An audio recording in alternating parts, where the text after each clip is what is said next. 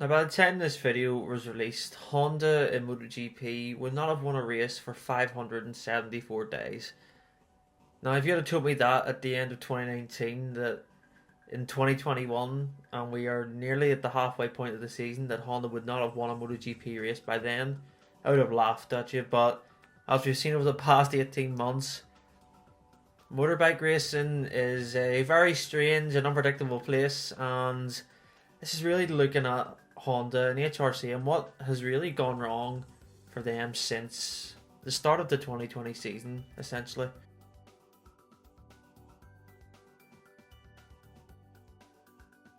Well, first of all, the main thing is obviously that Marc Marquez got injured last season at the opening rounds of the season.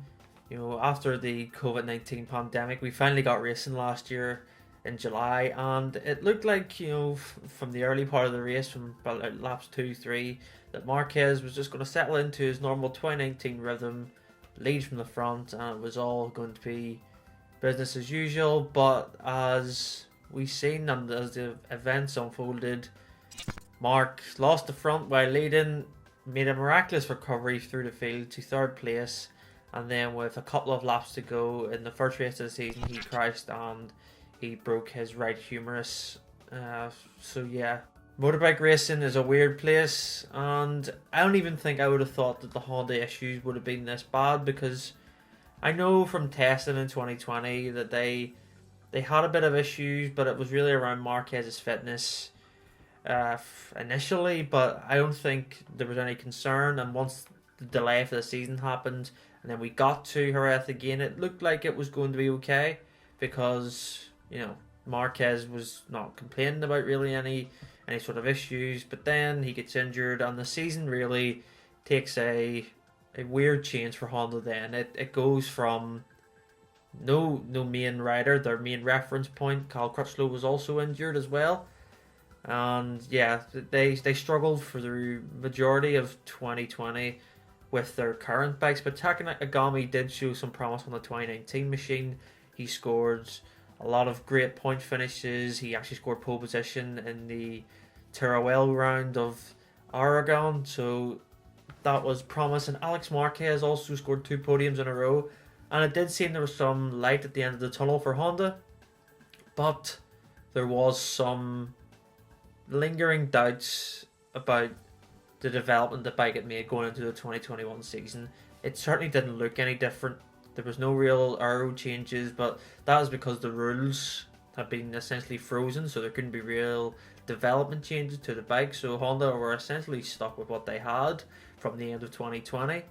And initially, getting new riders and losing Cal Crutchlow seems to be the thing that I think is a strange decision from Honda, because Crutchlow moved to Yamaha, and it's not a coincidence that Honda are struggling and Yamaha have made big sort of progressive steps towards being where they want to be. I think that there's some truth in that. Crutchlow was very honest with the HRC development, and he was very good at giving feedback, and Marquez certainly appreciated that, Marc being that. And yeah, this isn't a sort of dig at the development from test riders as Stefan Bradl, because I think Bradl had done a fantastic job last year to sort of steady the ship that was really uncertain for Honda.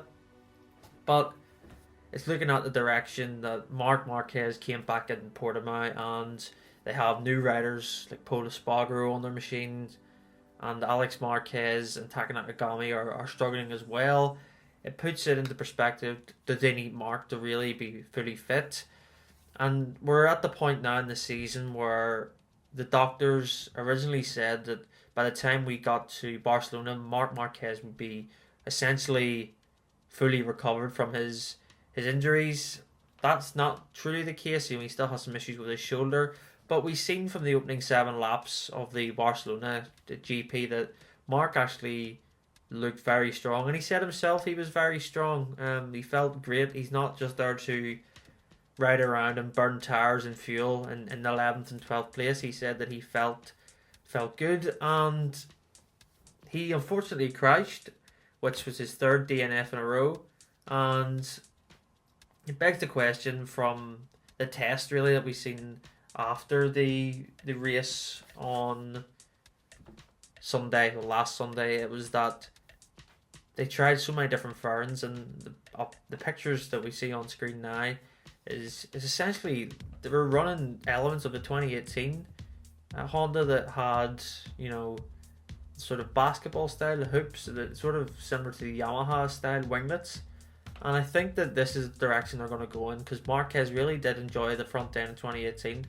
It gave him a lot of stability and a lot of confidence. I remember his comments after the Dutch TT, you know, saying that essential change to the front end and the aero that they have, it made him competitive and made him win the Dutch TT in 2019, or sorry, 18.